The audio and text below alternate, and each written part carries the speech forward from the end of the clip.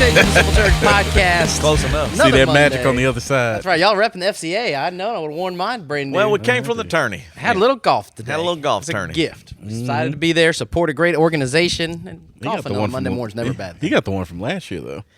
Yeah, and this is this year. I like this too. I love these things Oh, I do too. Yeah. because it kind of covers fat guys up. That's exactly why. You know what I'm saying? You feel like you can wear it. And be like, Absolutely. yeah. I love it. I'm I got excited a about my Saints new one that I can't wear because they suck. So this Oh, is good. understand. This will help me out. Draft this week. Maybe they're not going to suck anymore. You think? It'll probably be a little while. I don't know. We'll see. But we appreciate you being here, tuning in live with us. Thanks for being Backstage with the Simple Church Podcast. Justin Haigler, Josh Mitchell back. Yo, yo. Had a little conference last week. Now, Justin said you were just going to mess around and not learn I anything. can promise you, whatever he's going to say right now is not accurate. I learned a lot. Oh, this is what they. This He is is like youth excited. ministers. New youth Got to pastor. see- Give me one thing you learned, and I mean, right now, man, this is right fresh. Give it to me. Dr. Kathy Cook was there. She usually speaks every year. And she spoke about her newest book, which is The 8 Great Smarts. And we're talking about different ways to approach your kids, whether they are talking smart or I can't remember the other stuff. That's the one that stuck out to him. What do It's you in mean? my notes on my phone. What do you mean talking smart? Like if they learn things by talking through it like you do or Dom does. They have to talk through things a lot and get their thoughts out So loud. think now that you've had a minute to think about it. What's another way that kids are learning? The other one, logic smart, because she said she was logic smart. And that is one that my wife can relate to. I don't do any logic. I just fly by the seat of my pants. That's the one that's keeping me alive. But no, it's Street really smarts. interesting stuff, and definitely something I was actually kind of selfishly kind of happy about it, learning more for Dom's sake, because he's a tough kid to parent sometimes, but I think I learned some different approaches on how to better understand him and See, that's good how parenting. his brain works. So That's it was good. a good conference. See, there you go. That's And then we why- went to Got away. Top Golf. There it is. That's a real youth minister. You got to go like, well, let's go. Got to have some fun. Oh, But yeah. I'm for it. I mean, to me, I remember there was a. This is funny. I haven't thought of that in a long, long time. And I remember, I don't remember where I was or how I got this. And I was a student minister. Mm-hmm. And I remember we were in all these conferences, and there were things that you're trying to, learn or whatever it is. And then I remember coming back, and I wrote out something for me. And I don't remember what made me do this, but I can remember it was this. One was pray, and I'll explain in a minute. Another one was pause, and I'll talk about Put. We had this app that we've recently started doing together. It's pretty cool. The other one was play. So, from what I remember is like most adults, and I remember me being a young adult, you didn't put play as an equal value to pause. So there's spiritual concepts that had more value in the church than the fun. So as a student minister, we would always kind of get in trouble because all y'all do is have fun or whatever. I'm like, well, maybe you should have some fun. Life's too short. And then in the same way, yes, you should pause and yes, you should pray.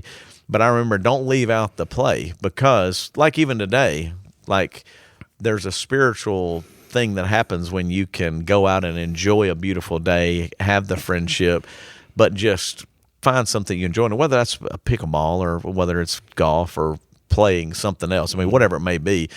And I remember I was going to write a book on it at one point. I wrote it out somewhere probably in my computer deep in got there, it. or like Deep the in the 4 archives. plays. I was the 4 P's. I can't remember what the other one was though. Play, pause, pray, and something else. And it'll come to you. yeah, but it was just one of those things where like I do appreciate a little having fun at Top Golf. Yeah, and it's good and it's quick. It's not, not out of town too long. We went or to anything LA like when that. you hired me. I had a great time. We did. That's right. Wait, You let's bring that especially- back. That's Hold right. on. Hey, there's nothing like the West Coast. Nothing like it. Feeling like the West Coast today. This weather outside. That's why when you have to wake up and have a sweater on and a little jacket, whatever it is, some pants, and then by the afternoon you're like, that's Shit, Southern that layer. California weather today. Oh man, You don't get many days like that here. Love it. No, definitely enjoyed it though. Absolutely. We got folks watching. If you're on the podcast listening, you can join us every Monday live, 3:30, Facebook, and back on YouTube after they were fighting with us this past couple weeks. Yeah, I don't really understand it, but it's okay. I looked it up, and it makes me feel better. There's a lot of content producers are fighting with them and going through right now because they're adjusting stuff and trying to decide. It's all automated, and there's no human being monitoring it, and it's just It's like I talked about Sunday, son. That old that robot starts doing Hong Kong Cooey, whatever. Hong Kong Fooey.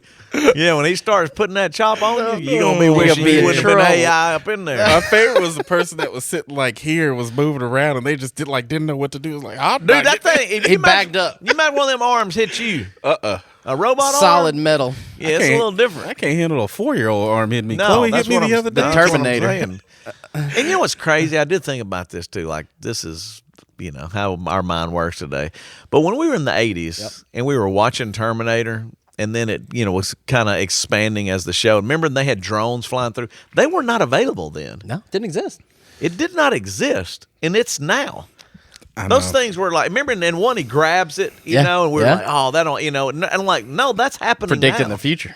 And people just have them. Like, it's not like recreational. It's not like military purposes. It's like anybody. Autonomous and AI run, and it's And wild. do you think in theory, like I know, like I've heard this before, I don't know what this is called, like when it comes to theory, but that these movies and stuff, they know something you don't know, like way ahead of time. I mean, I think they're probably asking the people on the cutting edge of science about what could be possible. Like science fiction normally is predicting what could be. But Josh looks more conspiratorial there. You don't want to ask. Well, I just go back and think, like, if you'd have... Now, the one thing that I remember thinking for sure as a kid, that we would have flying cars by now. Right. They don't always get it right. Yeah, come on, Elon.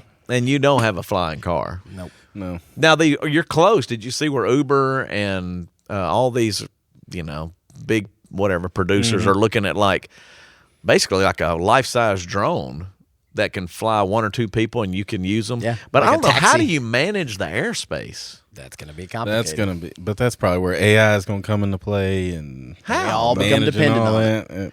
And I was listening to that. Speaking of that, crazy stuff, is there was on my Tish Tosh, better known as TikTok, the pilot that always examines phenomenons. I mean, like anything, a crash, a close call. I don't know his name. He's on TikTok, but he's very well-respected pilot.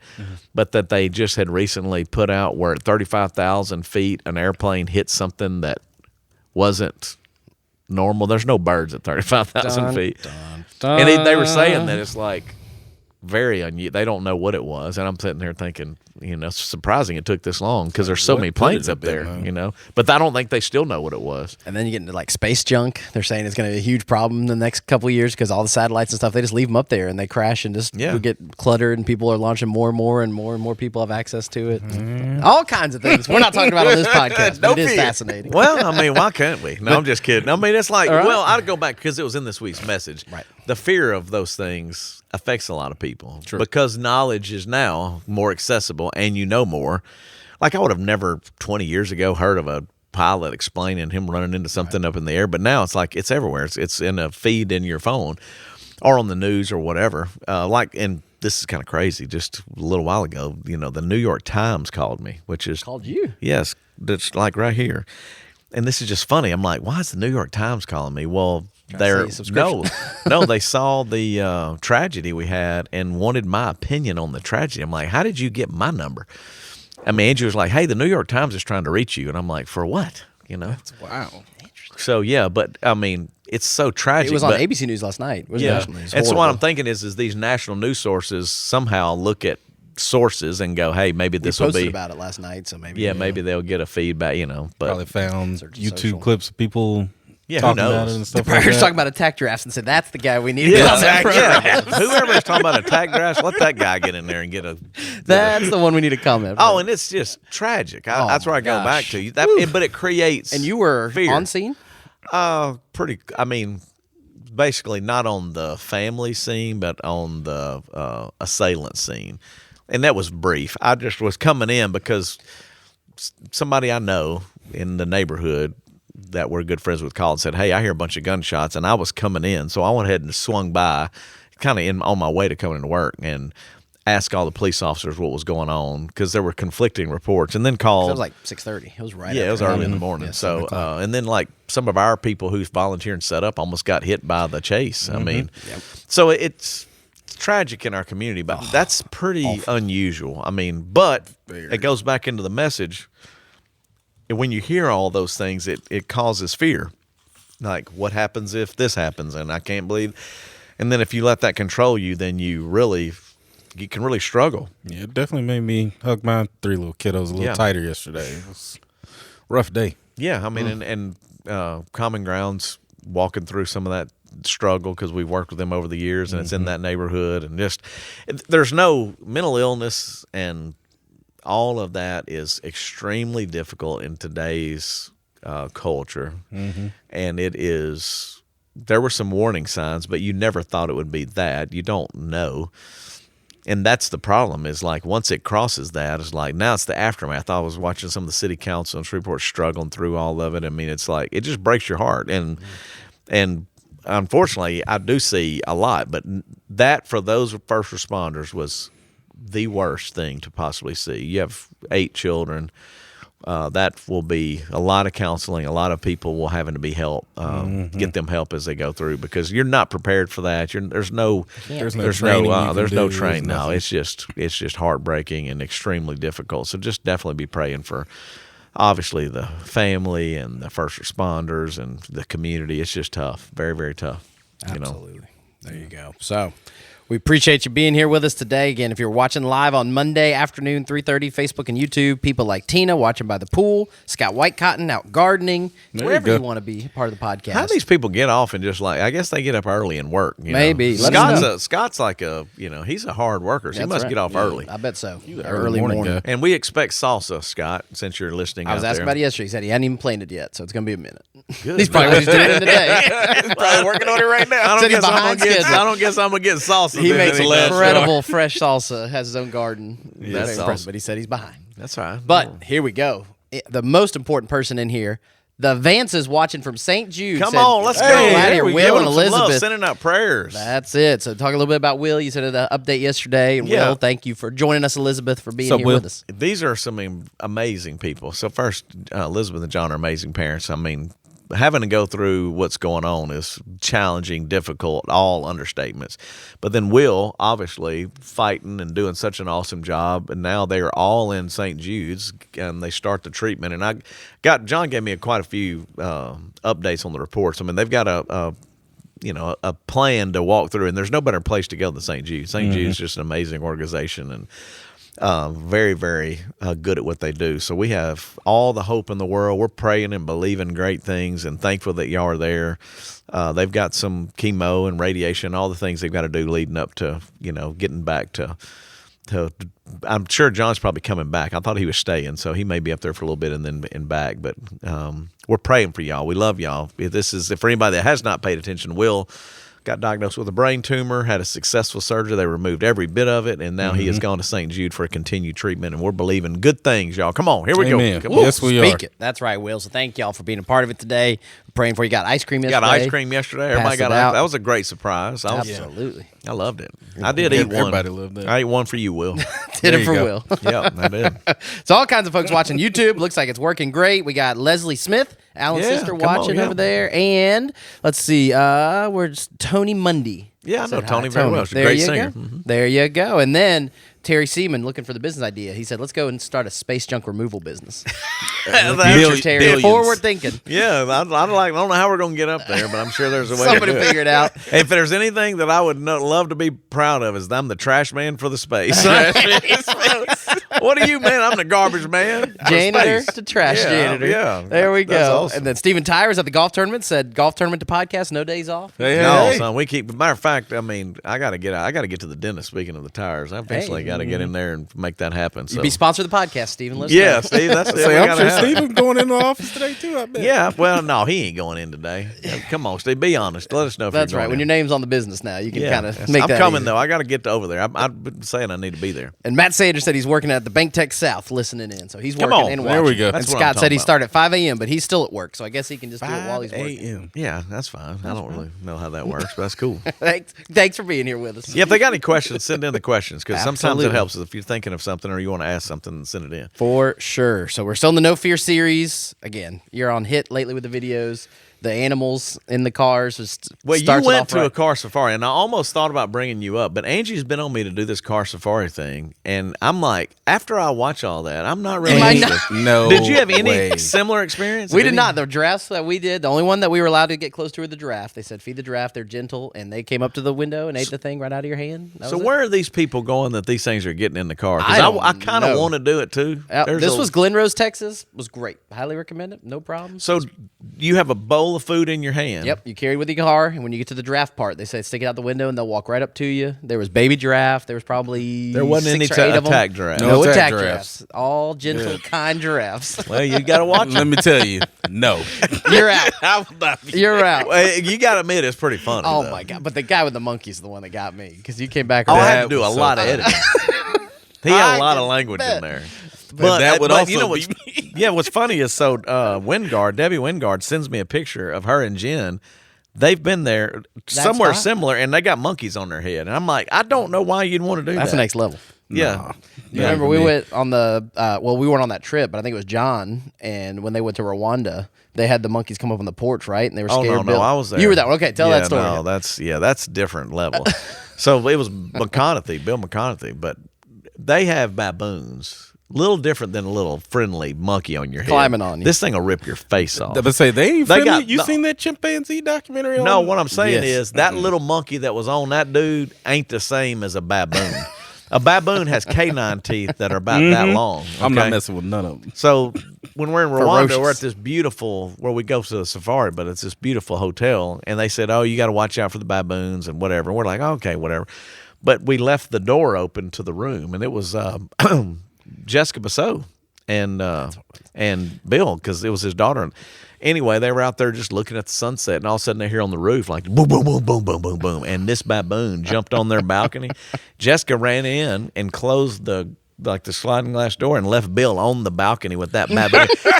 He had his big teeth out. And dude, I was like, they carried shotguns and stuff around there, and Bill was exposed. I mean, his own And his daughter own left daughter him, left out, him there. out there. He could have died right there in there. So you tune in for Josh's face right there. No way. Dude, they have like canine teeth. Like they eventually, I mean, it's kind of a sad story. They killed all of them. The baboons, well, because they couldn't have tourists. Aggressive. Yeah, they were like, dude, if we keep bringing tourists in here, these things are not safe. And we were like, we're witnesses We've of that. seen it. But Firsthand. they killed them all. But they were coming from everywhere, man. And mean looking. God, them things are mean looking. And we had a leopard come out on the road with us. They be careful, he's a jumper. I bet you he is. Our little guide. They were telling us. I was like, it ain't like this is not like over here in East Texas. No, his This is the wild Africa. Yeah. So we're driving through the bushland over there, and all of a sudden I look, and it's me and Hannah in there, and he's a leopard. Caleb was on it. I'm like, look, there's a leopard right there. I mean, I'm talking about in the wild. And we're all stopping. He's creeping out. I have pictures of it. I can give you one so you can post it. He's creeping out, and I'm like, oh my gosh, it's beautiful. And all of a sudden, our little guide, like, be careful, he's a jumper. I was like, oh no. And when he's basically saying if he wanted to, he'd jump at you. He could get into it's an open car, like you're in a safari.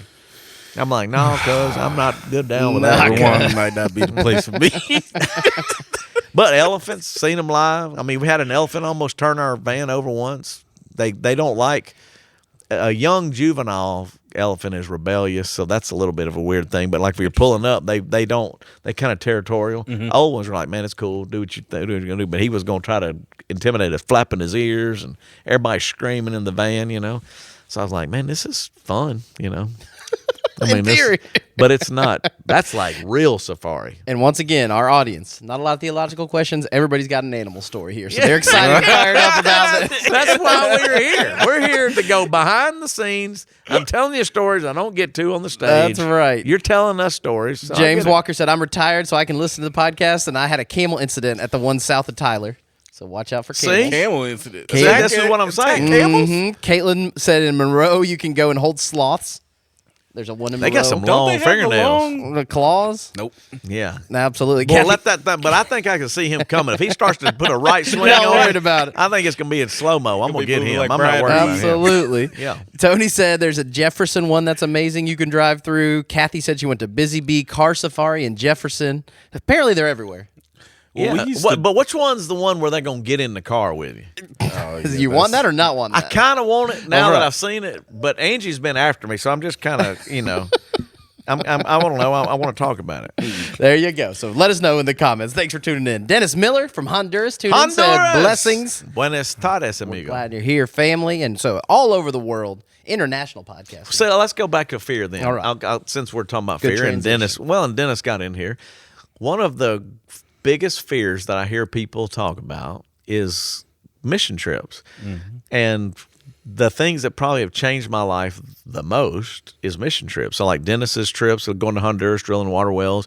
But it's amazing how fear controls people and intimidates them and keeps them from experiencing some really amazing things, including Juarez, Rwanda, Honduras. I can go through all of them. Mexico. I got some fear of Rwanda right now. They, The baboons are all dead. Don't worry. yeah, they well, Just but took out like, the how many bamboo. people have said I'm not going to go Oh, down yeah. It's there a huge because of what's thing to going to overcome. happen or whatever. But Dennis is on here. I mean, we've done that. It's been life changing for many, many, many, many people. So you cannot let fear control you, and you got to trust them. You know, And like we talked about with the kids, we told our family Nora's going, and there were some people that were worried about it, and that we're going to let our baby go and cross the Right. border and go to Mexico, and they had an incredible trip, life changing. yes, And there's consequences to being afraid and not doing the things Yes. too. And there's Absolutely. definitely, we think we are protecting them and doing the right thing by doing that. It has negative consequences. yeah. If I could do anything over again, like as a parent, I would take my kids younger.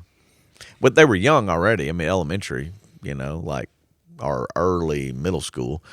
But I would go earlier. And the reason why is the more experiences of other cultures, like Honduras, Dennis and them, he's now been here a few times, and it's just not the same for us to go there though. It's more powerful, mainly because Americans don't typically get out of their comfort zones. They're too fearful to. And when you go down there, you learn things from the culture. You see things. You see God do things. You experience things, and then your kids talk about that for the rest of their lives. Where there's nothing wrong with a good vacation and all those things as well. But I still say it. If there's anything that we've learned, it was God is different on a mission trip, and I can't explain it. I don't understand it. I just know that. If you follow Jesus, he will take you to an uncomfortable place. And I think the reason the no fear is mentioned so many times, excuse me, is because he knew it would be a big deal. Yeah. And people are naturally afraid. It's the way people are wired. We want to fear what we don't know. We don't understand and go in and change. And especially like you were saying with information overload now more than ever. That you can see and find, and if you Google Juarez, Mexico, you're probably gonna see some horrible stuff. Well, you say Sicario, it'll kind of Great movie. Yeah, it is. But that's the thing is everybody. We just have so many things that go into it. Now, the reason that it's important to do it is one, you have resources that many people in the world do not have. So that if you can use a little bit that helps somebody else, it's amazing. But then also, I promise you, what it does for you is far more valuable than the amount of money you spend to make it happen. You just see things, you experience things. God does things that you just don't typically do. It can happen here as well, but there is something about being out of the country, and I don't know exactly what it is, other than the more uncomfortable I am, usually the more you grow. And we love comfort.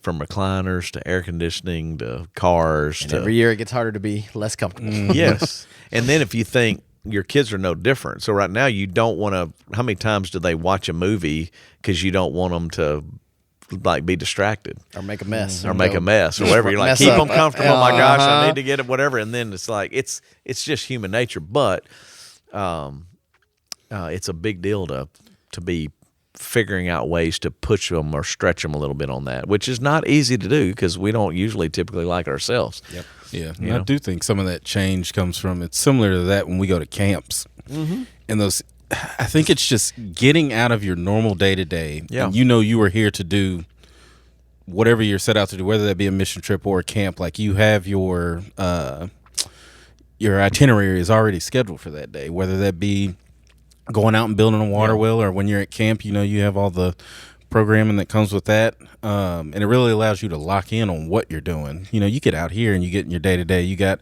notifications going off, or you got a person pulling you to lunch this way or that way, and chores. When you're in Honduras, you ain't going to meet somebody at no, it's something. Yeah, something happens. It is different. I mean, and I was going to say, I think the other thing is it's maybe not so much even just the schedule, although that is a part of it. It's the fact that you finally have pulled away to get time. Yes. Where right now everything's pulling at your time. Yes. That's why I was going to go back to that Pause app. I don't know if y'all know, there's an app called PAUSE, and everybody jokes because when Putt was telling me about it, he says everybody thinks it's PAWS like a dog. Week, yeah. I'm like, yeah. But I've been working on it, and the one thing that it does for me, and it's a great resource. John Eldridge is one of the guys that kind of I think helped it. Wild at Heart and all that. But anyway, it is basically just challenges you to stop and pause and chill for a minute and give yourself some margin to hear from God and to connect with God, and on twice a day, basically. You can do as much as you want, but and it gives you a little guideline through it. It walks you through that. It's been really, really good. Now, lately, as I've said before, I try to walk now with nothing on. Like I'll try to just turn off the noise, like just so that I can. And the phones are so addictive, man. The problem is like even when I get home, it's not all bad stuff either. Like I'm looking at Cowboys draft stuff now, but now it comes to you in a minute segment where you used to watch a show or whatever. Now it's like in 30 seconds or a minute. So it knows how to just. And it'll show you 5 more like it. That is stuff you didn't know. Yeah, and you're going, man, and it's so endless, the amount of technology and information that next thing you know, you can waste hours and not connect with God and not connect with the people around you. And maybe it's in some ways a fear of not knowing what's going on. Yeah, I think that's a big part of it. Yeah. That FOMO. Yeah, FOMO. I was going to say that. Fear of missing out. Yeah. So we put the link in there. Check out that app on the chat. If you're watching live, it'll be in the show notes on there. But I think that's a great resource. Yeah, we can all definitely do it. That's right. Again, we're still on animal stories. I love it. If people want to talk animals, let's talk animals. Emma Sims said had a kangaroo encounter once. Not fun. That's all she said. All I can tell you, have you seen that jacked up kangaroo? They fight people. They're kangaroo boxing. Dude, he's got a better body than Arnold Schwarzenegger. Swole. Dude, they're swole. Swole kangaroos, patrol. I don't know what weights they're lifting, but there must be a little kangaroo gym. Muscular. Out there, right next to the tag drafts, there's a kangaroo gym. That's not a place you want to mess around. I can tell you, dude. And then you see them. I've seen them put them in headlocks, and they're muscular. The jokers are stacked, son. I promise. That's not somebody I want to mess with. They don't need this little FCA cover up. They're not worried about it. Very many animals I want to mess with at all. Now that I'm thinking about it, it's not any of them. That's what I'm thinking, because Angie said the stanky breath Campbell will pretty much come into the window and get food. It's horrific over in Jefferson. Horrific, she said. Oh, I've seen stinky camel. I've had some stinky camel, but remember, as I've stated before, it's the other end I have a problem with. Absolutely. But Scott White Cotton being positive said, I went on a mission trip, was the best thing I've ever done, and I'll fly anywhere now after being afraid of flying. Yeah, and Scott, his first flight, and he was readily admitted he went for it, and now he really, man. Literally has changed his life. And I mean, we're so thankful Scott was with us on the trip because he was awesome. But yeah, he'd never done it. Yeah. And then you go look back and he's grown. Yeah. I don't know how Scott is, but I mean, he ain't no baby. 40s, 50s. I don't know. Yeah, he'll tell us in a minute. That's right. But that's the thing is like, there's so many. I don't know what it is. If I'd be curious of what people's biggest fear is right now. Like I heard people joking and stuff, but like, what is the fear that keeps you from doing what God's asking you to do? I go back to like starting the church. I remember that fear of like, fear of failure, fear of judgment, fear of, the future, like what's going to happen, like if you're going to do it, if you're not going to do it. I think of all those things, and I go, now it's crazy. I remember the fear of moving back to the boardwalk. Yeah. Can we do the building project? We raise the money. Yeah, and now it looks like, we're going to be close to paying off all of the loan and all that stuff. The fear of borrowing money, the fear of meeting payroll. Less than 3 years in. It's incredible. The fear. Go ahead. Oh, sorry. I'd be curious what both of y'all would say about my biggest fear right now is the fear of not doing the right thing. What do you mean? I don't know what he's asking me to do. Well, I think it's a lot of career stuff and just life in general. I feel like this is a season of shifting because I've was in retail for a long time and then shifted into real estate, and now I'm doing this and just kind of trying to figure out how all that fits into the puzzle that is supposed to be my life. I don't really know what the next step is. The only thing I'll tell you is, and I've told Ian's in New York. By the way, I think he got on A24. Whoa. Yes, I think he was just on Paramount, touring Paramount yesterday, and some of the big execs and all that. But that's awesome. What I would tell him is, like, if you're my kid, which you're my little brother, I would just say, you cannot let fear keep you from going for what you think he's asking you to do, because you really can't mess it up. In other words, like the Proverbs, when it says, we make our plans, but God orders our steps. You got this plan to be whatever. Like for me, it was at one point a coach, or then it was going to be, retail. I did retail. But then, look, I never saw that I was going to be in the ministry. So the difference is whatever you're going for. I remember when me and Alan were leaving to go to Nashville, I had to leave a job. That was before I was ever going to be in the ministry. So I left Gadzooks, drove to Nashville without having a real secure job. But I look back and go, man, how did he set that up? Like, what if I was fearful? What if I can't afford to quit this job. I can't afford not to risk that. But where I tell our kids now is like, what are you fearful of? So missing God is the only thing that I would go, I don't want to miss God. So then be willing to do whatever he asks you to do, even if it doesn't make sense, knowing that you can't mess that up. So then when I look back, it wasn't like you made a lot of money. It's like, that's not really what's going to motivate you, because everybody will tell you got to have money. But then if that's your only purpose, then boy, that's pretty empty, because I had never seen on anybody's tombstone their bank account is their last thing that they want to be reminded of. But unfortunately, that's what we put a lot of energy and effort into, is like, am I going to be able to do whatever? Where when I look back on trusting God, when has he failed me when I've been willing to do what he asked me to do? And I would say never. So even though I wasn't well off, I could give you, and this is a behind the scenes, crazy story. We never had a lot of money. We surrendered to the ministry, like you're going, okay, God, if that's what you want me to do, you're going to do. But we were trying to move to Bossier. I had no money. This is you and Angie? Me and Angie. Where were y'all at? We were in South Shreveport on Savannah. I bought my dad's house. The kids were getting ready to go to school. I was working at First Bossier and wasn't making a lot.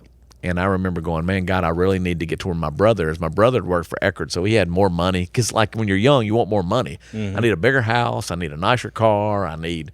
And then God was like, well, look, you're in the ministry and you're a youth ministry. You ain't got none of that. Amen. That was the fact.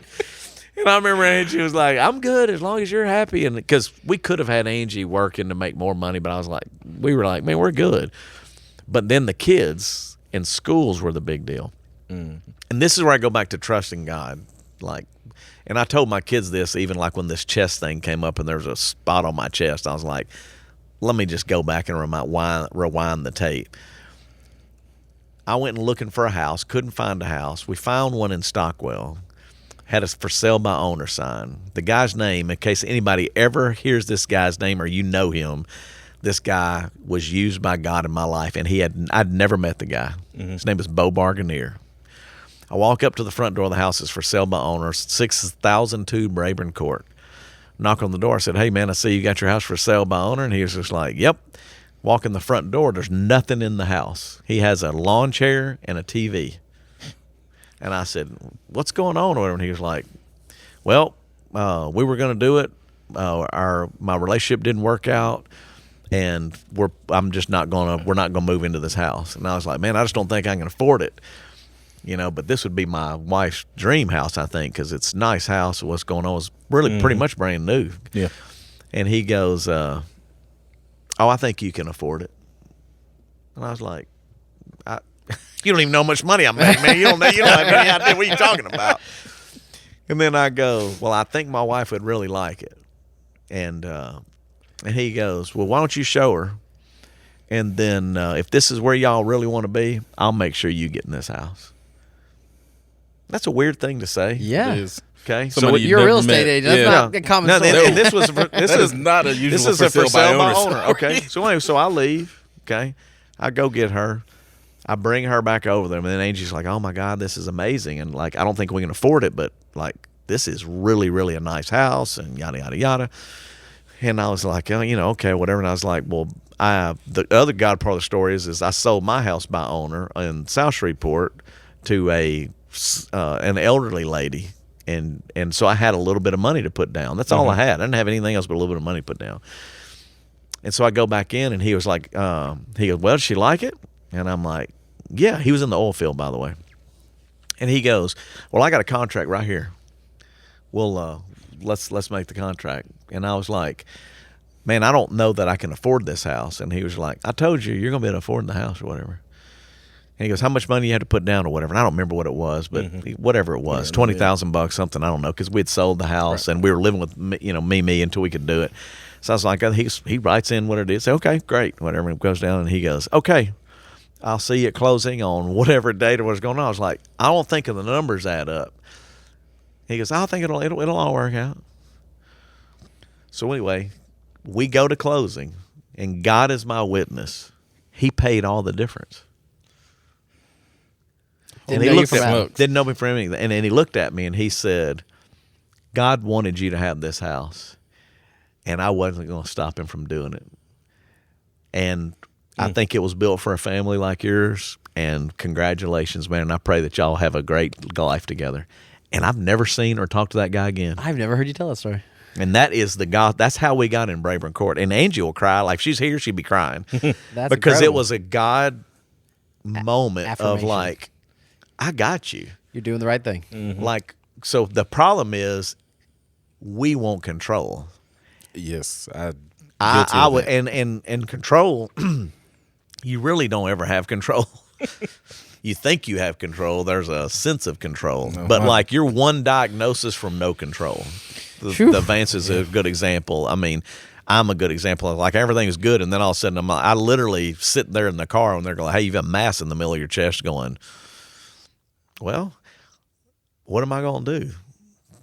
So then I remember I went to the dinner, Jason and Christy, we were actually going to Nikki's. It was Nikki's on Viking. I had just got the call. I hadn't even told Angie yet. And I sat down and Jason and Christy, because I was giving them search for Do Good. And they were like, you all right? And I'm like, I ain't supposed to tell y'all first, but you're the first here. I need to get this off my chest, literally. And then I had to begin to process, when have you failed me? Mm-hmm. We wanted to be with Jeff Moore. Like, Jeff Moore, it was the first cassette I ever got in my life in Christian music. My mom let me get it. Why should they have all good music? That's the guy who we worked for. Of every Christian musician, that's the connection of other Shreveport guys. And then me and Alan were able to go with him. And that's who we went on the road with. Like, I go, man, God provided there. God provided when I was at Putt Putt to get the job with Lee Bricky, which led to Gadzooks, which led to Bobby, which led to, I look back and I go, and then, Stuart Hall, which is another great story. I mean, my first stop with Jeff Moore was in Mobile, Alabama. Mm-hmm. And the youth pastor, because we were youth pastors, I mean, I was going to say a bad word there, but he didn't do well. He actually dropped the ball, so we had to unload the trailer together. So we kind of bonded because it was a tough moment. Mm-hmm. You fast forward a year later, from Mobile, Alabama, he takes the job at First Baptist Bossier. I come back from Nashville. No one will hire me and Alan to do music. Alan and I, we get to with Stuart, and Stuart's like, I recognize y'all from Jeff Moore. I owe you a favor, and gives us a job at First Bossier. If that wasn't happened, I wouldn't even be sitting here with y'all because we all come through that. Mm-hmm. Yep. So then you go back to you're still on the front part of your journey. You just surrendered where you're God. If that's what you want me to do in middle school, and let's give you some credit. You took the job. I mean, you were willing to do it, and it was a crazy ask, and you took a step that a lot of people don't ever take. And that's why I go to a lot of people listening or like you is like, but what I'm trying to say every Sunday morning through this series, it's not that there was no fear like in those moments, because of course there is. You're human. Absolutely. That's why like Rick Rowe was even talking today at the FCA thing. I thought he did a great job. 7 bypasses, and he was like, it wasn't like I wasn't fearful. But then there's a point of going, I can either try to latch on to control, which I don't have. It's an illusion. Or I can trust you because I know you love me. And if you love me, God, and I can trust you, then I have to be willing to do what you ask me to do. I remember going to the door from Bo Barganier, knocking on the door. I'm like, I don't even think I can afford this house, but I felt like I was supposed to go up there. Mm-hmm. You know, I can remember going to Jeff Moore. I was like, this is crazy. I loaded up that Honda Civic with, nothing and drove up there to do it. And again, you look back, all of those were huge. Launching the church, it's a huge. Go have the meeting with Fred Lowry to go, hey, Doc, can I launch another church, try a different idea? The fear of him going, you're crazy. Mm-hmm. You're never firing you on the spot. Yeah, could have said, no, like, we're not going to do that. But he was like, if anybody's going to ask, I'd only give one guy that chance, and it'd be you. And I'm like, okay, God. So it's like the first time leaving my kids to go to Mexico, after I'd had kids and you're going on the first mission trip, it's like, there's always that little stretching, but the more you're willing to go, God, I want to do what you want me to do. And that was in the secular world. Remember, it was gadzooks to the ministry. Mm-hmm. It's like, what are you asking me to do? Now, the problem is, if you're so busy, you don't even know what he's asking you to do. Yes. So then you have to pause. You have to turn the noise off. You have to get to where you go, God, I want what you want more than anything else. And I'm seeking clarity on that. And then he is not the author of confusion, so he's not going to intentionally try to confuse you. So his goal is to get his kingdom expanded more than anything else. That's his goal. And that's why I like the Lord's Prayer, your will on earth as it is in heaven. It's like, that's why you're still here on earth. That's why I told Rick Rowe when he was going into his surgery, 7 bypass, like, God ain't done with you yet, Rick. You ain't dying right now. His fear was real that day. Yeah. Well, then, ironically, reasonable. When I got the mark in my chest, Rick runs to the stage that Sunday, and he goes, and God's not done with you yet. So we're not going out of here. There's a purpose in the journey. There's a purpose in the pain. There's a purpose in but even now I don't exactly know what that is, other than maybe somebody else can relate, or I don't like the illustration. Yeah, I wish I didn't. Signed up for. Yeah, or the test, like that little boy in the video this past week. It's like, nobody wants to go walk through the dark and go do that. But are you going to pass the test? And then you look back at Scripture, the splitting of the Red Sea, what an amazing miracle. They were running for their lives. That was fearful. Yeah. You know what I'm saying? Like, you just going in to talk to Pharaoh. That would be like us right now going in to talk to whoever, your enemy. I mean, going into, what if it's Iran or whatever, and go, I got to meet with you today. They're like, face you're to face. Crazy. Yeah, like, I'm like, what are you meeting with me for? All these stories, Joseph. God told me to. Yeah, I know this is what I'm supposed to do. The 3 teenagers thrown into the fiery furnace. It's like, so all of those stories that you read. And Joseph's a great example, too, because it was 1 step forward, 2 step back. It Yes. wasn't just like up and to the right. That's when he right. followed God the first time. Everything's great now. It was like, I'm doing good. I'm following. And then it was bad. And then he's like, why, God, you do this? And that's why I think it's the reality for all of us is like, I don't get a pass either. So to get a cancer scare or whatever, it's not like, oh, he's the pastor, he's going to pay. Everything go his way. No, my mom died early. You know what I'm saying? My dad died of a brain tumor. I mean, it's not like, Angie's sister died of breast cancer. We lost a baby. I mean, like, there was a point in our life where so it's not like everything goes your way. Right. It's just that you're going, God, no matter what happens in this world, in this journey, I trust you. And I don't understand it, but I'm fearful, but I need the faith to believe that you're going to provide and meet the needs beyond what I can come up with. But as a man, you're trying to provide. Mm-hmm. So, like, that's why it goes back to jobs and all that. That's what's fearful is like, oh my gosh, what if I can't meet my bills? What if I don't do what I'm supposed to do? Give my kids all the stuff that everybody else is doing. Right. And then I go back and go, what you really want to give them is an example of following God no matter what.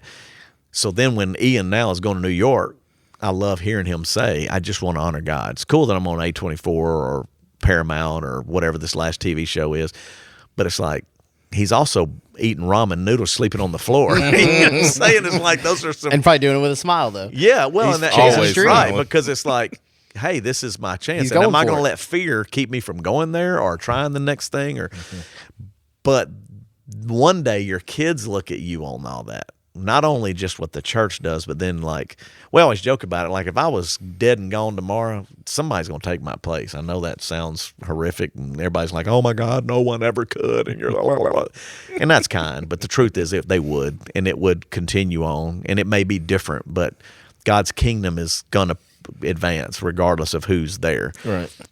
But what am I supposed to be doing now? And what is the purpose of that? And you're trying to figure that out. And that's the scary part, is when you're in the in-between, you're going, all right, God, what do you want to do here? And can I still trust you? And what does that look like? And that's why I think there's so many do not fears in there. We're doing stuff, but we ain't out there risking our life for the gospel either. These people are getting their head cut off. We're worried about Crucified making upside bills. down. Going back. Yeah, man, am I going to be able to go to McDonald's? Man, or am I going to Eat go out. to Two Johns tonight? I mean, it's like, no, am I keeping my head or am I losing my head? Is it going to be cut off today or not? A little lower stakes over here. Yes. For sure. But it's still fear, and Yes, it's not yeah, undermined. yeah. That's why I say that, Absolutely. So if you're listening to the audio version, remember you can join us Mondays live, comment, drop your questions. Got a bunch of people now going. First of all, Scott Whitecotton, 52 years old. Yeah, there you go, Scott. So Okay. took the chance, went out as a grown person. Matt Sanders said fear of failure, fear of finances, and fear of what people think. Yeah, There's a lot of them. absolutely. David Kruger, fear of failure, common for many people. That's one hit for him too. And then Let me add something real fast on Go that. ahead. The only thing I'd say about fear of failure that I learned a long time ago, not that I'm an expert, but that I remember being taught, John Maxwell was one of the guys that said it, is that failure really does have the opportunity to teach you something and push you forward. The problem is if you don't risk it enough, then you never fail. So like, even in like the way you do church or the way you live your life, if you're always safe, you're never going to experience really the full potential of what God wants you to do. That sounds crazy, but like if we were so fearful of failure, we would have never you'd be in a launched. 100-person church. Yeah, you doing would the just same still thing be every doing week. the Yeah. same thing. So even when we were going, hey, man, let's try this, and that's the thing that I guess you hope will always be the case, is like, what does it take to stretch you to fail? And like if you're playing it too safe, I mean, the biggest example would be like when we went to CenturyLink the first time. Everybody said we were crazy. It was a big expense. But I can just but tell you, it was the most successful way to reach the most people. But there's a lot of failure involved. I mean, a lot of fear of failure in that. And it was word of mouth in the community, and people talk. We didn't even and invited- advertise. Yeah, Didn't even advertise. but there are thousands of people showed up. Right. So then the next one would be like moving back here and going for $5 million renovation, where you go, that's stupid. Like, why would you do that? But then I look back and go, well, it gives you stability. It helps you reach more people. You have an event center that you can rent out and even have a bigger impact. And I mean, there's so many things that you go, you're in the boardwalk, and now you're not just talking about the community, you're actually in those meetings to impact the city. community. Yeah. Like for the city, for the owners.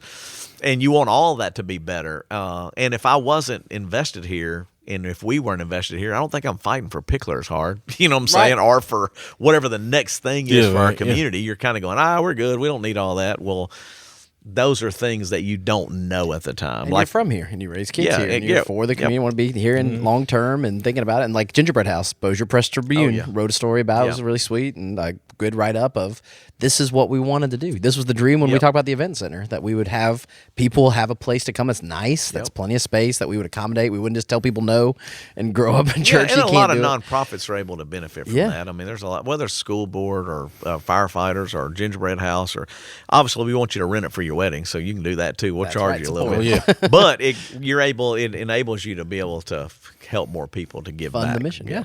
So sorry. No, that's all right. That's good. Michael Fox, named for the past tuning in. Oh, man, is he cutting hair on Monday? Today's Monday. I think they get Today's Mondays Monday. off, don't they? We'll find I out. think Tell us so. know, Michael. Yeah, I think most A lot of barbers hairdressers. do. He just said Barbers. God's path and the journey takes us on is better than any path we plan out. Yeah, and that's the truth. Going through a bunch of stuff. I know, Michael. So there. Cassie Rogers said, love hearing the stories and knowing some of those just makes it better. Thanks for sharing with us. Yeah. Carrie Harper said, took me back to the good old days at FBB. That's it, Harper. Come on now. We need you, Harper. Come on, son. There I you need go. him around here, son. And then And now, right now, I was going to say just real fast on all that. It's just like, think about, too, like when you look back at your life, when you've made the biggest jumps, and I could go back to even jumping out of an airplane for that matter, fear's always involved in that.